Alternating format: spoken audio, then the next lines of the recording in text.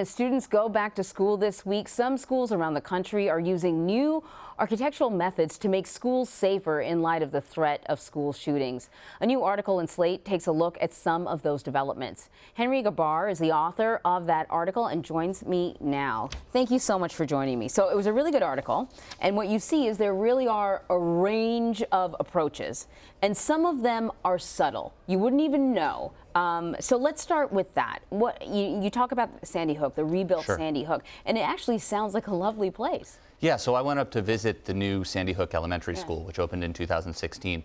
It's designed by an architect who's based out of New Haven, and when I went there, I had no idea that I was entering what is supposed to be one of the most secure schools in the country.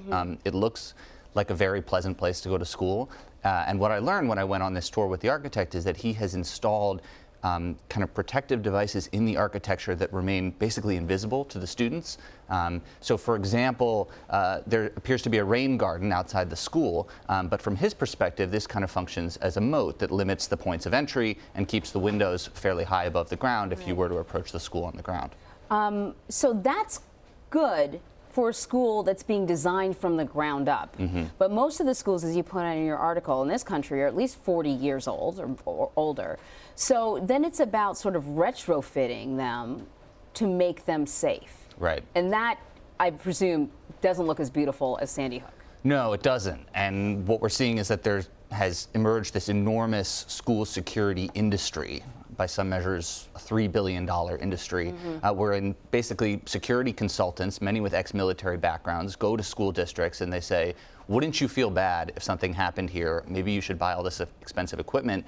And in some cases, school districts and state legislatures are overriding fire marshals to install devices that they think will make kids more secure in the event of a shooting, but might put them at risk in the event of a fire or another emergency. So you talk about this kind of like cottage industry. It's bigger, I say cottage industry, but it's a multi sort of $1 million industry. Who's driving this? Is it coming from school districts? Is it coming from parents? Is it coming from these companies, in some cases, companies with a military background? Yeah, I think it's coming from all over. I obviously understand the compulsion to do absolutely anything you can to make sure that the school is a safe environment in the event of a shooting.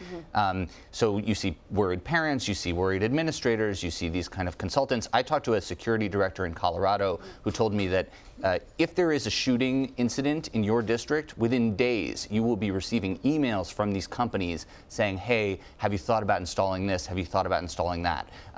So there is a rush on all sides to install this technology. Taxpayer money mostly? Who's paying for it? Yeah, in some cases you see security companies will front the bill because they're hoping to create a kind of a paradigm, but in most cases, yeah, it does fall to the states. And you know, I think it's great that we're spending more money on schools. I think the question is, do you want that money spent on bulletproof glass in the classroom doors or on books for the kids? And I'm curious, and maybe you explored this, but I mean, are there studies to indicate just how effective any of this stuff is? Well, we don't know. Yeah. And one of the reasons we don't know is even as school shootings have become more and more a feature of the news, the odds of being in one remain vanishingly small, which is great. So there is not a lot of evidence about what these devices do. So at this point, we're kind of flying blind here in terms of what we're installing. And I think the question that school administrators should be asking themselves is, both what would this money be spent on if it weren't being spent here? And second, what are the effects on students of growing up in an environment that sort of reminds them every day that they might be confronting an active shooter instead of going to the school to learn? And I just want to sort of point out other little nuggets in your article that are popping up there because I want people to read the article. You know, you talked about sort of companies with the military background and these massive doors and stuff like that, but you also talked about teachers being handed kitty litter and a Sharpie. Right.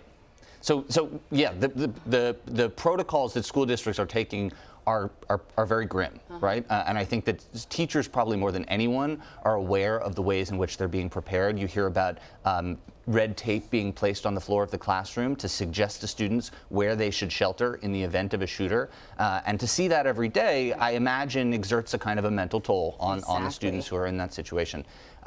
So what we're seeing now is those types of protocols, which have been in place for years, starting to work their way into the architecture. So as I talked to these architects, I learned that basically, if you're designing a K through 12 school now, you will be thinking about an active shooter situation. It has become completely standard in school design. Fascinating article, by the way, the kitty litters in case kids are in an extended lockdown situation where they can't get out and they have to go to the bathroom. I mean, when I read this, I have an 8-year-old who's just starting school today. It really made me shake my head. Thank you so much. My pleasure.